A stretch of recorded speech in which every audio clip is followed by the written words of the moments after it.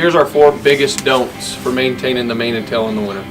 If you're in a cold climate that is susceptible to getting horses sick, don't wash those horses in that climate.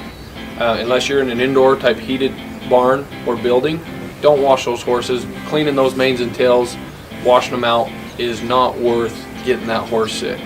Number 2, don't let your pens or your pastures, wherever your horses are turned out in, get so bad that if they decide to roll or lay down, they get caked in mud, get caked in manure. Keep your pens clean as much as you can. I know that's a lot easier said than done. Trust me, we grew up in Idaho and there is a freezing thawing, mud all spring, all fall long.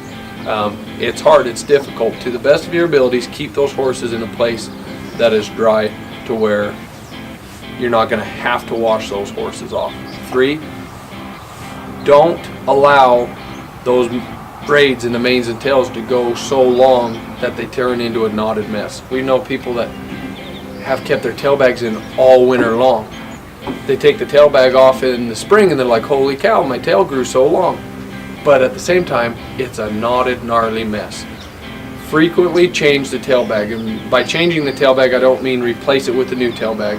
I mean take the bag off, re-braid the tail, condition it, put a tail bag back on. Do that frequently. Every 4 to 5 days in the winter is recommended. I know that seems tedious and too frequent. The more frequent you do it, the happier you're going to be. Okay, number 4, if you are blanketing horses, check to make sure that those blankets aren't rubbing this section of mane up above their withers.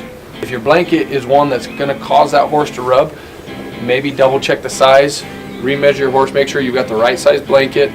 If you have a hood, we recommend wearing a hood because that's going to protect that mane, and that blanket goes over that hood, so it's actually rubbing the hood instead of the mane.